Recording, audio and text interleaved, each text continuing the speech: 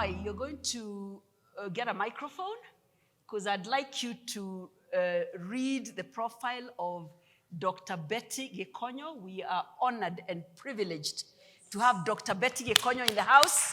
Let's give her a hand clap. These are women in our nation. We honor and respect. They are living legends in their spheres of influence, and we really honor you, Dr. Cogno. We thank you for being here. We don't take it for granted. Jane is going to read your profile. That's Dr. Cogno. So Jane is going to read your profile as somebody gives you a microphone, because I'm going to ask you a question. All right. So it's indeed a real privilege to be able to talk about a fellow colleague, but I'm humbled also to read about you. Dr. Bertiger Cogno is a medical doctor, a cardiologist with 46 years of experience in the medical field, a graduate of the University of Nairobi, where she got her MB CHB and a master's in medicine, a cardiologist from the University of Minnesota, USA. She was the first Kenyan woman pediatric cardiologist.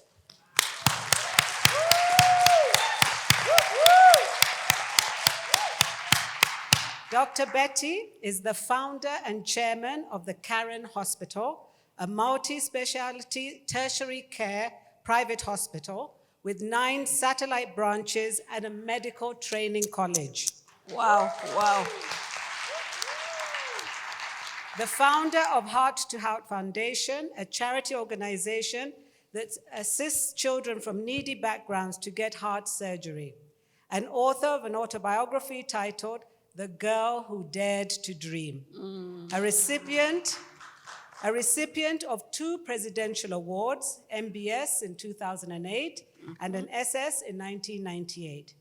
She was recognized as the most influential woman in the medical category, CEO Global Limited East Africa Regional Awards in 2016. Dr. Cogno has been featured in CNN African Voices and BBC Africa Business Report, and locally has been featured widely, both electronic and print media. She's also, despite all of that, she still finds time to dedicate to the service of Rotary, so she's a Rotarian, and has also earned a Paul Harris Fellowship. So I introduce Dr. Bertiger Cogno. Thank you, Dr. Cogno. Thank you so much. We need to celebrate you and others like you often enough, because you've really been a trailblazer, a powerful voice in the marketplace, in the medical and health sector. In your book, you talk about moving from success to significance. It's not about just success, it's significance, impact. And that is so powerful. So I'm going to just ask you, as a significant voice in the medical and health sector, what were the biggest roadblocks along the way, and how did you overcome them?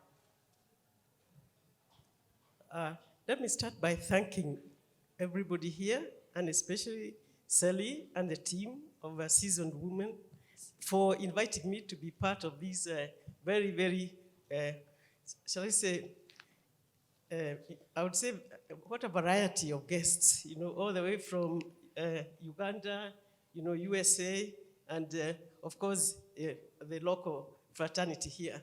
I don't take it for granted. It's a privilege and an honor to be amongst you and to interact with you and to learn. Learning never ends. So no age limit. We may be 30 times 2 and plus. I always say I'm on the 8th floor, and I'm still learning. So listen to powerful women. So what do I say? I can just say thank you for inviting me and thank you for the lessons. Now, you asked about the greatest roadblocks. Yes. Yes, just because it's always good to, is it called conflict of interest, in case, I may have to, what did you say as lawyers? Sally, Waki, you must declare. Yeah, conflict of interest. I've known Sally since she was a little girl. Yes. And yes. Again, and Jane, who has just read, that resume, we have interacted with her and her family ever since she was much younger. You know, she was very young, you know, compared to me. So thank you, Jane, and thank you, Sally. The greatest roadblock, I would say, basically, let me start from that. From the beginning, was a young girl growing in the village. I think, as I put it in my book, nobody believed me when I said I wanted to be a doctor, because as the stereotypes are, girls are nurses. Yes. And so the first question was, you are confused. Yes. Yeah, you are a girl. You are supposed to be a nurse. And there are nurses you can see, and I have put in my book, there was a nurse in our village who now, I admired her uniform, I admired her everything, but nevertheless, yes, that's not what I wanted to be, but I admired her all the same. So that stereotype, that's something that from a very young age, so we should start teaching them from very early age. I think the second one is the fact that as I went to Alliance Girls High School, when I was 15 years of age, I lost my mother. And that was really, one may say it's not a roadblock, but it really is a mental block. You know, you are supposed to perform well, and you are capable, but you're not performing as well. But somewhere it opened up, and my strength in science, now flourished. But I think the greatest, now going, fast forwarding, some of the roadblocks that we had is entering university. It got to a point where, and this is something so strange, that they thought that we as the girls, because we had the largest class of girls, 8 of us, Africans in a class of 80. Right now, girls make the majority of students in the medical class at the University of Nairobi. So something has, given in. Yeah. And I'm sure the lawyers amongst you would say the same. There's something that has given in. So we were now seen as we were the minority. We were, the young men there would literally make fun of us and say, if you're wearing earrings, now you're not supposed to be, are you going to be a doctor? Yes. You're wearing beads. Are you going to be a doctor? These beads you'll be falling on the patient. All manner of, So there was quite a bit of acclimatization as a medical student and being the minority. But nevertheless, I would say we carried on. And as far as after that, there really was no other challenge, in terms of being a woman. But I would say now it is building the hospital, not building, but actually going into business. And the question was, you studied as a doctor, as a pediatric cardiologist. Doctors practice in hospitals. They don't build hospitals. You go to the bank, and Jane, thank you very much for seeing the openings now. In my book, I have narrated all the ridicule that we went through, going to the bank, being asked, building a hospital is like a church. When it doesn't work, do you auction the congregation? Do you auction the patients? So again, financial, it sounds easy. Initially we went with a book, as we used to call it, that's the business plan, and you're trying to present it, and they don't want the financial person to present, they want you, the doctor, say it. And you as a doctor, cash flows, balance sheets, profit and loss accounts, oh my good Lord, we never learned that. So it was really that financial literacy needs to be taught very, very early. Yeah. And you really are not going to get into a business. I had to go back to school, let me put it this way, to do an MBA, so that I could understand, and that's the executive MBA, not the 3 years one, so don't give me credit for going for 3 years. But I had to go for it so that I learn the language first. What is procurement, supply chain management, things that you never learned in medical school.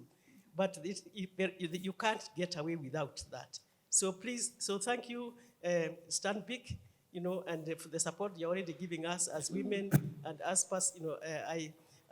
I say please continue. So that it was one of the greatest stumbling block of getting financial, because no support alone, because that's what we are looking for, to be able to put up the hospital. The financial, roadblocks that took us, believe it or not, from the time we wrote the first business plan to the time we actually got the loan, or the time we dreamt about the hospital, the time we actually built it was 20 years. But we continued. And another thing that Jane would allow me to say is that saving is very important. And I think you said, trace your shilling.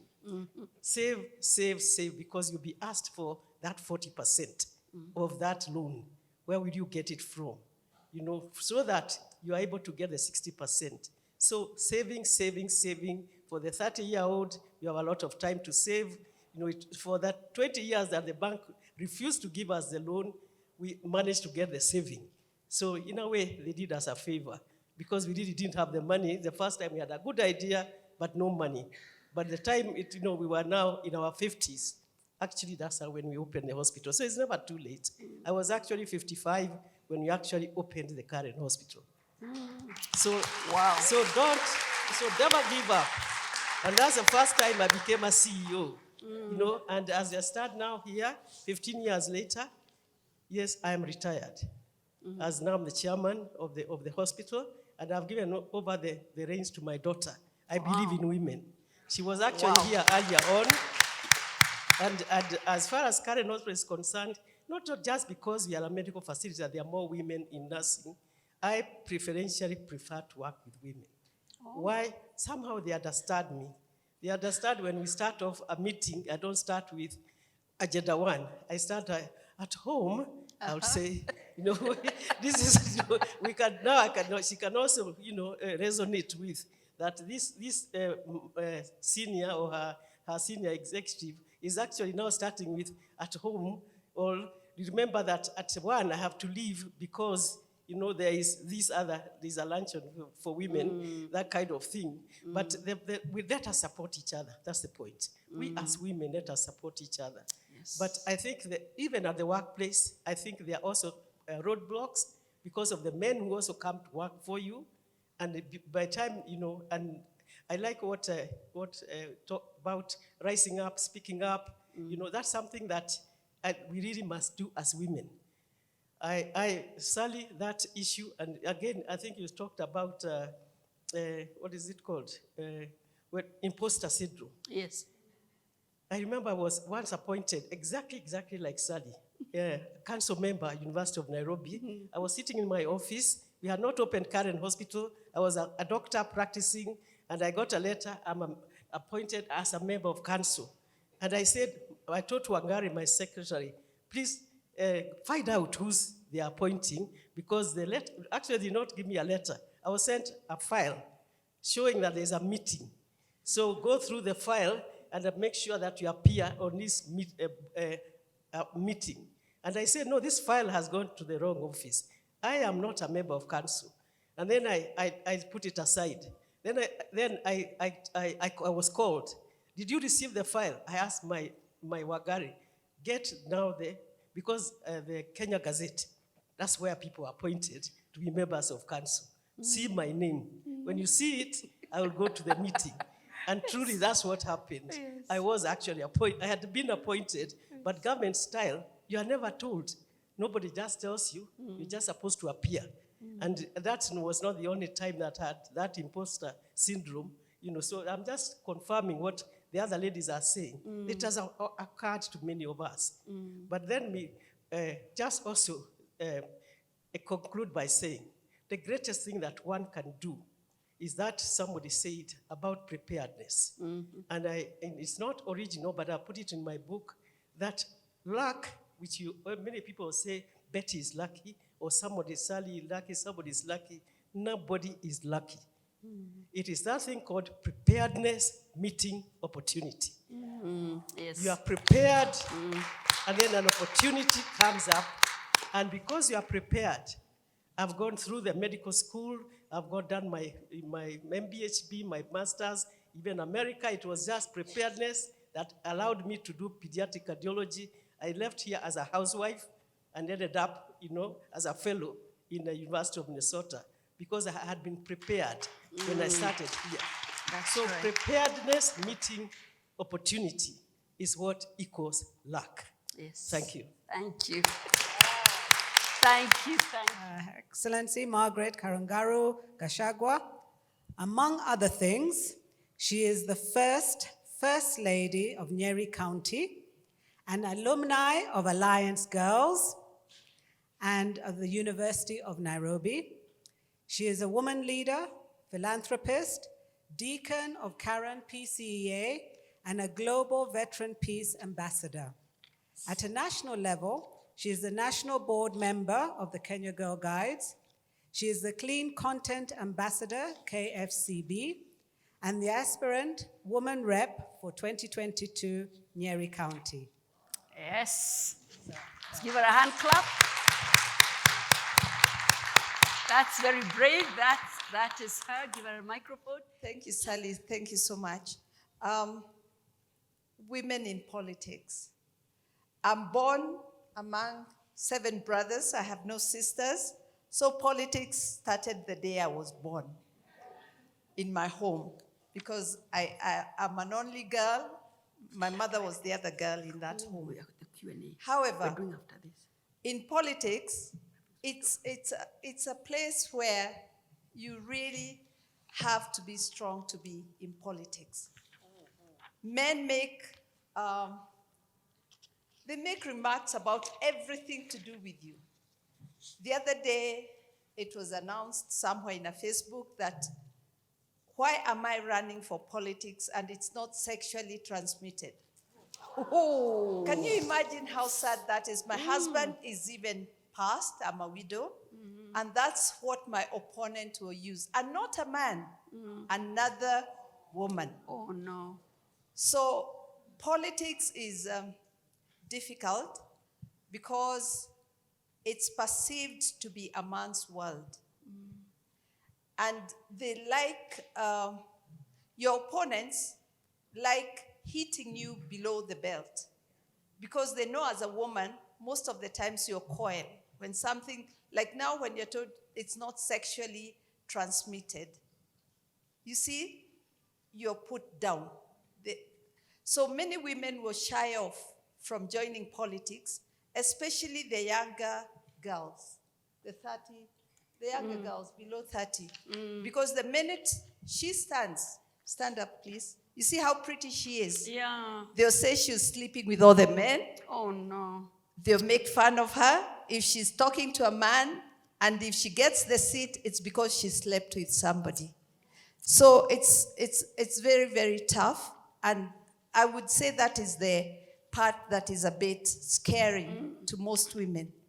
However, if you can manage to have a thick skin and be able to stand up for what you believe in, like I do, and be able to show people that you can have integrity, you can be a woman that people can look up to. Like in Nyeri, that's what we are saying now. Because if we have women who are the women who are leading, and when you look at the CV of that woman, you ask yourself, would I like my daughter to look up to this woman? So most of us are trying to go into politics to give a difference. I am Christian, I'm saved, I am working in the church, I'm a deacon, and that's what I'm putting there, that this is me. I want the girls to look at me, to say we can be beautiful like Margaret, and we can lead, and we can have a clean campaign, and we can have brains, we can change the country. Because like now in Nyeri, I have a photo of myself on one side. The other side, I have my policies, which are education, health, mentorship, and strengthening family and encouraging families to join religious groupings so that, mainstream religious groupings. That's what my policies are. And when you are able to go out there and talk to the women and make them understand this is what a woman representative is supposed to do. She is given this money by the government. And Sally, you'd be surprised how ignorant our women are. I ask them, what is a woman rep supposed to do? They tell me, Mama Jeff, nĩ mũtumia mũthaka tu wa gũtwaragĩrĩria. That translates to, it's a beautiful woman who is just there on behalf of women. They don't even know there's money attached to it. They don't even know you can do something about it. And we really must have more women in politics to educate our women, to make them understand that a member of parliament gets 100 million a year. And so when he builds only 2 classrooms that year, where is the rest of the money? That's right. You must do that. So basically for me, like I have said, I'm not the firstborn in our home. I'm somewhere there in the middle. I always say I was born marginalized, so I had to fight my way around. And none of my brothers, bigger or smaller, Sally, has ever beaten me. I fight. By the way, I may look like I don't, but I do. And we have to teach our girls, these girls, to have voices and to stand up for what they believe in. That's right. But it is a difficult world there's a for price to women. pay, yes. You saw what happened to Mrs. Mudhama, didn't you? It was all over the papers. People assassinating the fact that she's a divorcee, the fact that, she's left her home and all that and all that and all that. So women, we are supposed to coil and keep quiet. The same thing that Betty has said, that it was tough for her. I think every field, it's tough for women. Yeah, but you have to wear tough skin and tough it up. We are told, rise up, speak up. That's what Betty said. So do all that. Thank you. Thank you, thank you. Her Excellency Majala Malagui is the second elected Deputy Governor of Taita Taveta County. Within the county administration, Majala also holds a County Executive Committee member portfolio for public service and administration, having previously held the portfolio for county transformation, industrialization, mining, and ICT. Wow. Prior to politics, Majala ran a social impact company with the extractive industry in Kenya that empowered rural artisanal miners in East Africa to create sustainable livelihoods through responsible mining, ethical sourcing, and access to fair trade markets. Majala is a software engineer, having graduated from the University of Sheffield in the UK, and is a certified Prince 2 project manager.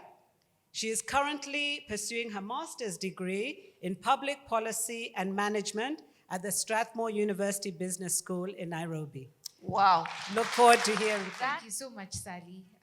And thank you also to Jane, because I think between the two ladies, the two of you, this is the reason why I'm here. And when I received the invitation from you, Sally, it was one of those ones where I said, I have to be here, regardless of the 6-hour drive.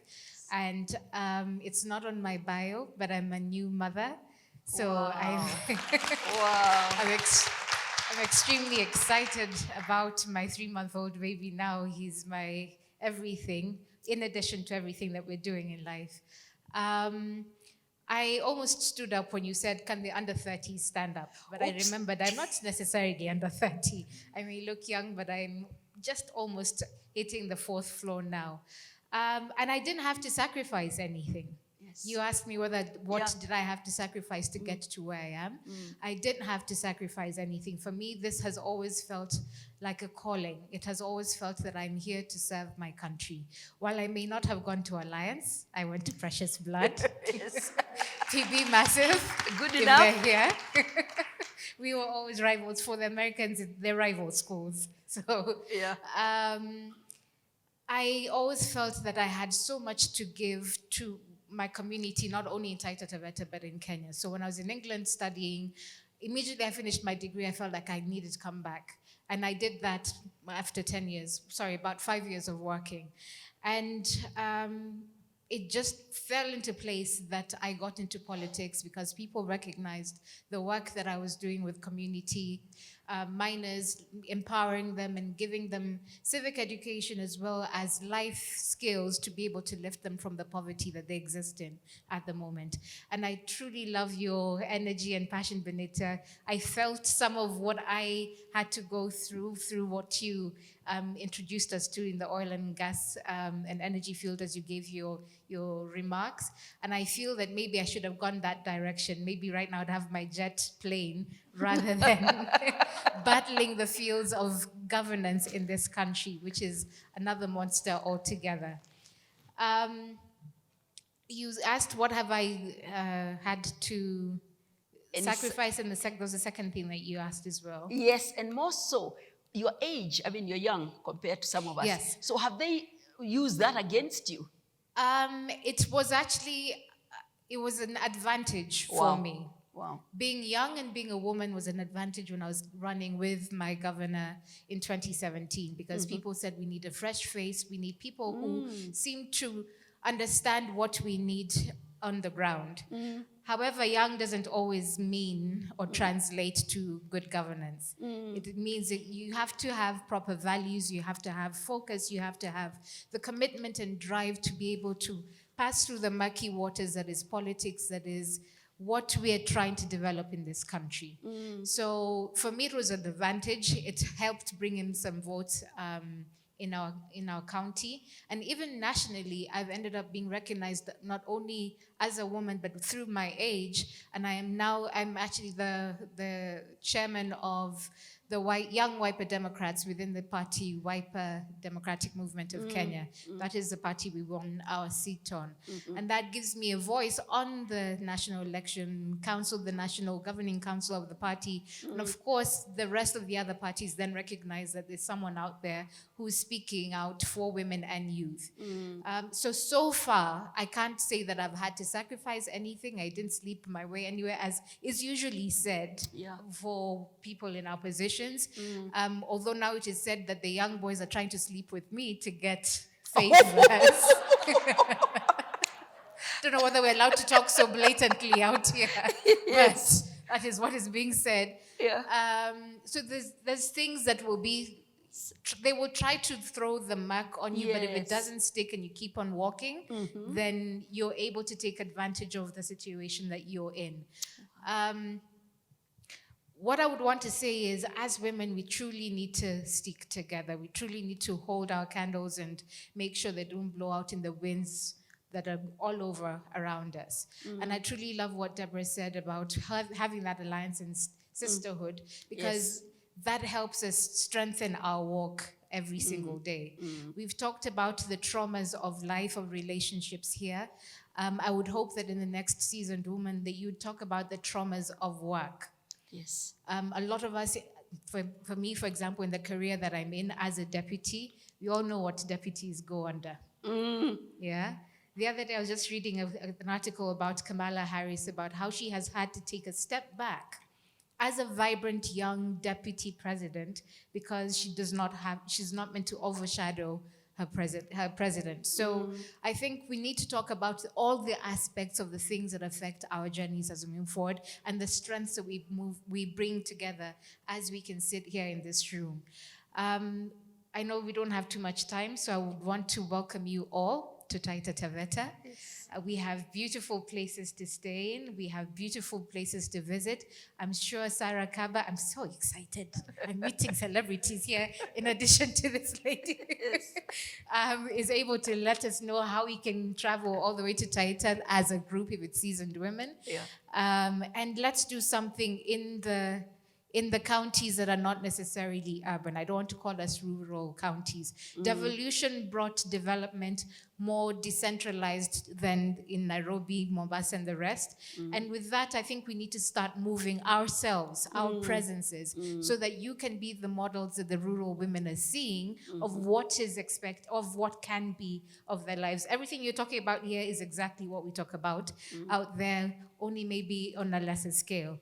So as I sit down, I want to just echo the fact that you're seasoned women because of all of the life experiences that you've gone through. And now you're the salt of the earth. Season us. Yes. Right? That's true. Life is more exciting with you. That Thank you is very so much. true. Jerry is an advocate of the High Court of almost 33 years, turned alternative dispute resolver, having acquired qualifications such as chartered arbitrator and accredited mediator. Jerry has practiced in the field of alternative dispute resolution over a span of 24 years as an arbitrator, mediator, adjunctor, tutor, trainer, mentor to many budding arbitrators. Jerry has gained experience mainly in the domestic arena, sitting as a sole arbitrator as well as on 3 arbitrator panels in the construction, petroleum, real estate, insurance, corporate, commercial industries, amongst others, as well as chairing a dispute adjudication board that midwifed an international geothermal project into operation with minimum disruption. As a mediator, Jerry played a role in setting up the Court Annex Mediation Project, now a permanent department of the High Court, and indeed conducts mediations privately and those allocated to her by the High Court Mediation Registry. Jerry has a real passion for resolving disputes and finding solutions for warring parties or couples, and traces this back to a childhood pastime for puzzles.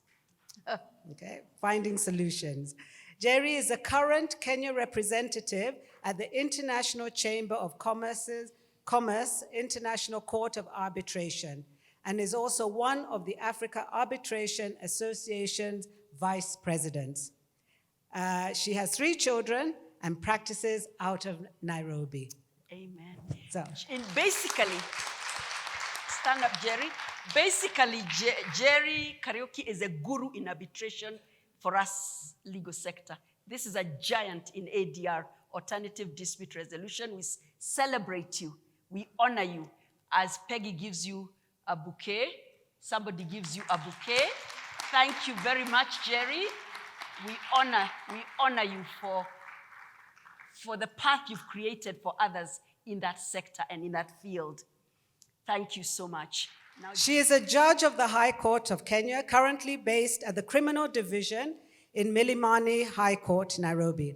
As a firm believer in a just society anchored on human rights and good governance, Judge Dora has, through her decisions in different aspects of society, promoted fairness and equity. She is currently a member of the board at Nakuru Girls High School, having served as such in a few other schools in the Rift Valley. This is a platform that she has used to encourage, mentor, and empower young girls so they can fearlessly and courageously pursue their dreams.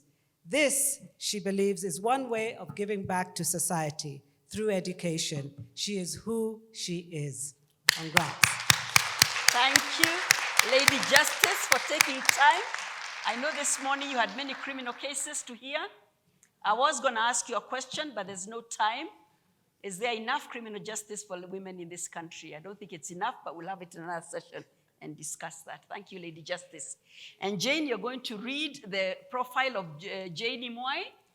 Okay. I know Don't be you share confused. Don't be confused. Yes, this is Jay Nimoy, but I'm now going to give accolade to my younger sister-in-law, Jane Nimoy. We often get each other's emails, so I get lots of accolades. Yes. Based on hers. She just gets my crazy emails from my family. But anyway, Jane Nimoy is the Chief Information Officer for Kenya and East Africa at the Standard Chartered Bank. She is dedicated and committed professional with vast and notable experience working in technology for the last 23 years. She has worked in the sector in varied capacities across Africa, acquiring and honing her skills in strategy development, team management, program implementation and execution, project coordination, as well as stakeholder relationship management. She is responsible for driving the bank's current and future technology strategy across East Africa, responsible for change of the bank's technology landscape across all business segments, accountable for technology services and delivery across the region, and driving their technology and innovation components into regional business strategy. Jane is the winner of the CIO of the Year Award 2020 and was featured in the Yahoo Finance 2021 Heroes Women Role Model lists that showcases leaders who are championing women in business and driving change for gender diversity in the workplace. Jane has a bachelor's degree of management economics from the University of Guelph and a graduate diploma in public accounting from McGill University. She is a graduate of the Female Future Leadership Development Program by the FKE, Federation of Kenya Employers. She enjoys traveling and meeting new people, spending time with family and friends, wining and dining, trying out new restaurants, attending music concerts and plays, working out, reading, and doing puzzles. I give you Jane, the other Jane Nimoy. We celebrate you, Janie. We celebrate you. Impacting society, impacting women, being a voice in the marketplace. Thank you so much. Frida Owinga is the founder of Passion Profit, a provider of learning solutions that elevate the human experience to live, work, and thrive. She is a certified life and work coach, working with individuals and organizations for over 25 years across sectors and geographies as a people and business development professional. She studied organizational leadership and management in Regent University in Virginia, and as an alumnus of the 10,000 Women in Business by Goldman Sachs, USIU Africa, and continues to study to remain relevant and impactful. She serves on the executive board of the Organization of Women in International Trade, OWIT, as the executive vice president, and championed the formation of OWIT Nigeria, Zimbabwe, Dominican Republic, and St. Louis. Introduce Frida Owinga. Well done, Frida. We celebrate you, we honor you. Thank you for the milestones and for the strides. Doris Maioli is the founder, trustee, and CEO of Twakutukuza Trust. She is a cancer survivor who is now using her story and experience to help others walking the same journey. She was diagnosed with breast cancer on September 2nd, 2005, went through the harrowing treatment comprising of 9 sessions of chemotherapy, various surgeries to remove the lump from her breast, as well as lymph nodes in her left armpit, which were all found to be diseased, daily radiotherapy for 7 weeks, and then another 5 years on daily medication. Doris gives credit to God for her healing. Following this, Doris went on to form the Twakutukuza Trust, TWA in short, which is an organization that walks with patients diagnosed with cancer. TWA's mandate is to provide hope and comfort to people affected by cancer, either directly or indirectly, and create a community of compassion that honors life and offers hope to them all. One of the Trust's largest fundraising events in the annual Twakutukuza concert, which is held every October for the last 13 years. And I'd just like to peg in there that I was at it this year, and it was brilliant. Yeah, it was brilliant. fantastic. The choir is composed of 100 volunteers, men and women, many of whom have been affected by cancer, either directly or indirectly, and headlined by some of Kenya's top gospel artists. Doris is a mother of 2 amazing young men, Derek, 21, Noshi, 19, and besides singing and traveling, she enjoys creating organic beauty products from her kitchen as a way of furthering her journey into a healthy living. TWA's tagline, "Live on Purpose," remains a big part of what Doris lives by. Wow. Thank you, Doris. For time. Cynthia Wambui Otieno. You carry a very powerful name, Wambui Otieno. Okay. As Sally has mentioned, Cynthia is a relationship and marriage coach. So I'm certain that you have mentored and supported many, many women. Clearly, she doesn't like to say a lot about herself. It must be through actions because her bio is very brief, but I think it's because all of it is inside you. She is an author of a book which is titled When Love Dares, Women Unleashed. All right? And she is also a certified mediator. So I see some collaboration here, potentially. A transformational mentor. And above all, she is also an ordained pastor. So very many titles, and we just honor you.